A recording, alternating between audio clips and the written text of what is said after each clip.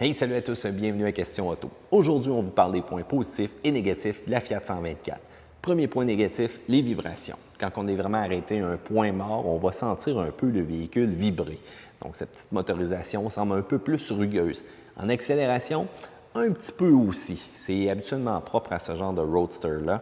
Cependant, j'aurais aimé que ce soit un petit peu plus raffiné malgré la suspension qui est un peu plus molle. L'autre chose aussi, lorsqu'on va être en train de faire des changements de vitesse, eh bien notre bras va tout le temps accrocher les commandes du système multimédia. C'est petit à l'intérieur, je le sais, moi j'ai des longs bras, donc peut-être c'est de ma faute, mais je vous le dis tout de suite, ça va probablement vous arriver à vous aussi. Pour l'autre particularité aussi, la sonorité italienne, où est-ce qu'elle est passée? La sonorité d'origine, la 124, j'aurais aimé ça de l'avoir. C'est sûr qu'avec la Abarth, on va se consoler. J'aime quand même bien cette sonorité-là, mais pour la Classica et la Lusso, malheureusement, j'aurais aimé avoir un petit boost de plus de ce côté-là. Pas de coffre à gants. Le rangement, habituellement, on en a besoin, surtout dans une petite voiture comme ça. J'aurais aimé en avoir un. Et aucun porte-lunettes non plus. Si je veux vraiment avoir le style italien cool, je dois amener mes lunettes fumées. Malheureusement, pas d'endroit.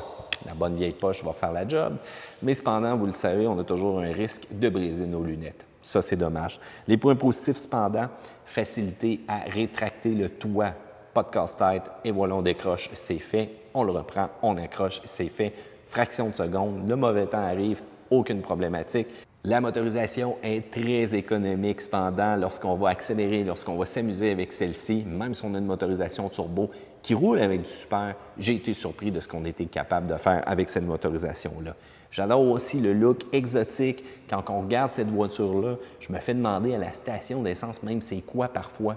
Quand on jette un coup d'œil, un petit mélange de Jaguar, un petit mélange qui nous fait dire « Hey, qu'est-ce que c'est cette bagnole-là? » Et là, c'est là qu'on se rend compte qu'Assentro Stylé, ils ont fait un excellent job du côté design. La suspension est bien balancée, un peu moins ferme que sa grande compétitrice, mais vous savez quoi? C'est pas grave parce que les routes du Québec, ça fait dur. Puis, avec cette suspension-là, eh bien, ça l'absorbe quand même mieux les fameux trous. Il faut dire aussi qu'elle est moins chère que sa cousine, sa principale compétitrice.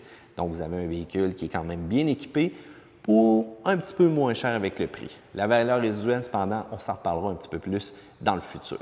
La note de maths, j'y vais avec un A. Si vous êtes un nostalgique du passé, si vous avez tripé sur la Fiat 124, eh bien, gâtez-vous, vous allez avoir que du plaisir avec celle-ci. Pour le reste, abaissez le toit, amusez-vous, attachez vos foulards et profitez du soleil.